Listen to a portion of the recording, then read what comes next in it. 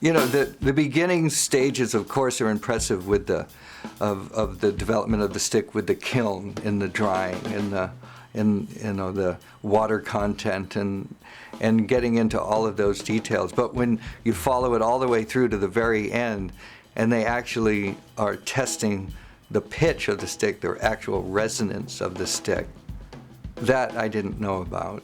I didn't know about most of it, but especially that was particularly impressive. Vic Firth is willing and able to advertise our tonal specifications and guarantee of every pair being pitch paired.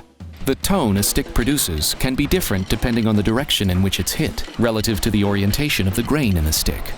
By rotating the stick, we sample both of these potential modes. If there is a difference, it will show on the monitor as a double peak. So then they put it on another conveyor belt. These are all the same grammage within 2 grams. Put it on another conveyor belt that's got notches, and then this little thing hits it 3 times, beep, beep, beep, and it can tell you the pitch of what that one is. It looks like a little finger on this conveyor belt that's just tapping 3 times each stick. It's unbelievable, because the consistency of that machine tapping is a heck of a lot more consistent than what we were probably doing when we're trying to hear that pitch. And that's happening in every pair that comes out of here. The millions of pairs of sticks that are produced, every one of them goes through these 3 taps out of this little machine, and it's calibrated through a computer, and it's unbelievably consistent. And there's a microphone that's inside a tube. It's inside a tube so it can keep out all the background sound. A computer analyzes the sound and produces a frequency spectrum displayed on the screen. What's very impressive about the pitch pairing is that the stick is rotated as it's repeatedly struck by a hammer. And this is fed into a computer which does a frequency analysis and averages out each stick's fundamental tone. These different graphics were coming up on the computer screen, and I was curious to find out, so of course I asked some questions. They said, oh yeah, this is after, we matched the weight. This is the actual pitch process that we go through. Some sticks may have 2 resonances going on. If the difference between the 2 peaks is higher than a certain value, the stick is rejected. They'll discard a stick that's got multiple resonances because it's like the stick can't make up its mind where it wants to resonate. It'll probably feel weird in your hand, so that stick is eliminated. The sticks are sorted by their frequency into the bins. The range of frequencies in each bin is about 5 or 6 cycles per second, or 1/4 tone. It actually matches up sticks, it'll say, for instance, the first stick will roll through and it'll hit up and bam, there it is, shows up in the graph. Then the stick comes off the conveyor belt and goes into one of many bins. How that whole thing works, how it gets on that belt, and once it reaches that certain hole, it's like this little thing of air, puff of air, kind of shoots it out into the bin where it collects every stick, which has identical pitch, and it's pretty amazing. Yeah, I mean, I have to say, actually, one of the most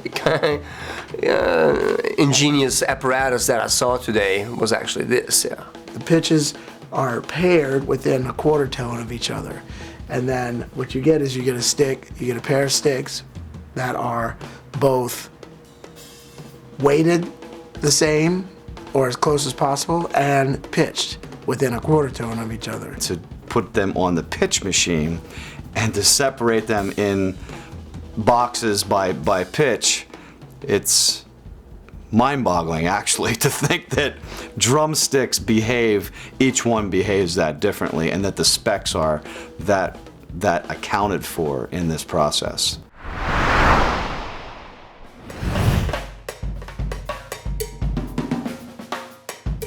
As a young student, my teacher used to tell me, practice the rudiments a little more leading with the left, because your left hand sounds different than your right. Then I changed the sticks and put the opposite sticks in the opposite hands, and suddenly my right hand sounded different. That was the beginning of thinking, why was there a difference there? It wasn't so much me, it had to be something else. Well, it was the sticks. So for that reason, pitch pairing became one of the first things of importance. I mean, the pitch is very important because, you know, if the sticks aren't pitched evenly and correctly, it's impossible to play an even single stroke on a surface, you know, whether it be a snare drum, a cymbal, or anything. They're pitch paired.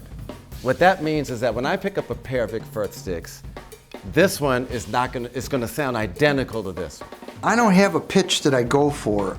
I like the fact that they sound the same just because that's the way it's going to sound when you hit the drum. That's something that you hear a lot when you're in the studio, when you're really close miking like a ride cymbal or a hi-hat, and you can actually hear the sound of the stick, you know, when you're playing with the sound of the instrument that you're playing. So the fact that they are in tune, I think, does make a big difference just to the overall vibe.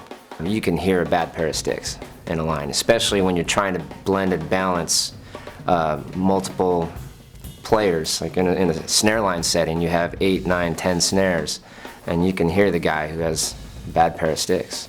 Pitch and weight of the stick are very important to me because in terms of breakbeat drumming,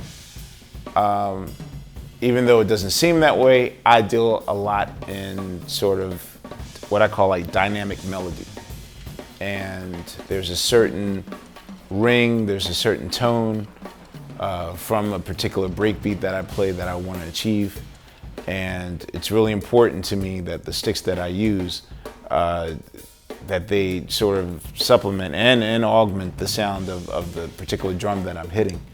And I'm a lifetime Vic Firth user. I love the particular tone that I get out of a stick.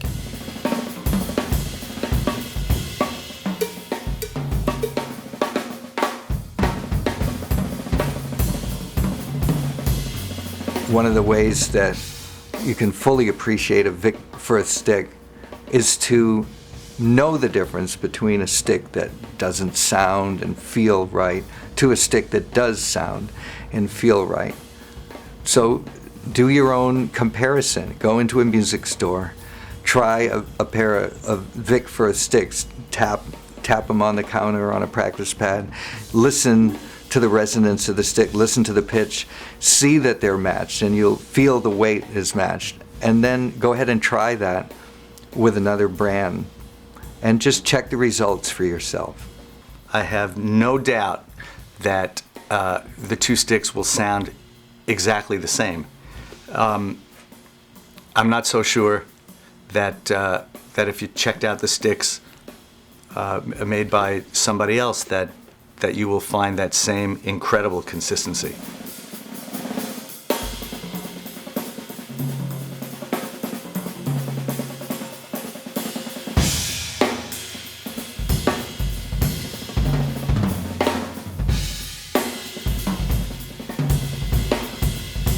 If you got the same pitch sticks in each hand, then it's going to be a true, you can relax and both sides are going to be equal.